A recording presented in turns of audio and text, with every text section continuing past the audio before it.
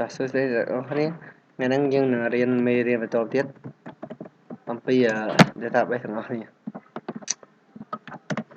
សូមទោសចាំតិច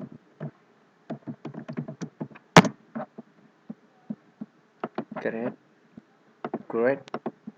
Query Design SQL ខ្ញុំចង់ប្រកាសសរសេរតាមនោះមក Great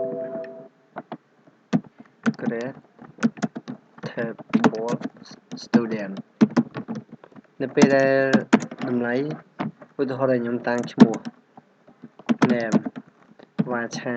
នៅពេលដែលប្រភេទពួកcharacter ជាប្រភេទអក្សរវាមានច្រើនដែលយើងជ្រើសរើសដូចជាវាឆាគឺជាតម្លៃដែលយើងកំណត់យើងអ្នកកំណត់តម្លៃឧទាហរណ៍ថាខ្ញុំតាំង name អញ្ចឹងតាំង name វាជាប្រភេទអក្សរអញ្ចឹងដកវាដើម្បីសរសេររូបមន្តចូលវាឆាអញ្ចឹងខ្ញុំសរសេរតម្លៃអក្សរ10យើងចង់ដាក់ប្រមាណក៏បានដែរហើយប៉ុន្តែជាប្រភេទមួយទៀតដូចជាប្រភេទឆាមួយទៀតឆាឧទាហរណ៍ដែលខ្ញុំតាំងតាំងអីក៏បានដែរនៅពេលដែលយើងតាំងឈ្មោះតាំងអីក៏បានដែរកន្លែងនេះសម្រាប់ការតាំងឧទាហរណ៍ថាប្រភេទ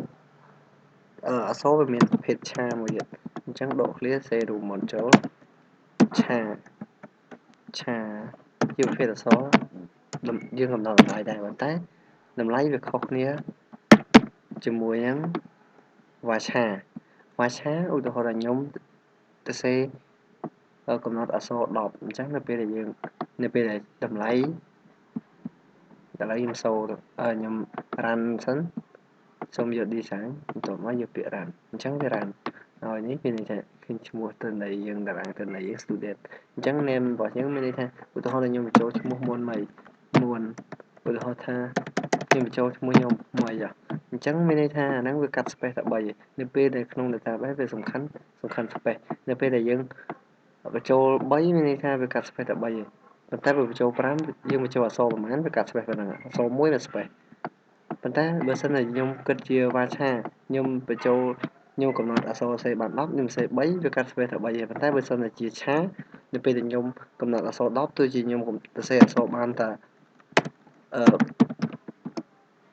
4ប៉ុន្តែវាកាត់ space 10អញ្ចឹងយើងត្រូវចងចាំថាប្រភេទពួកឆា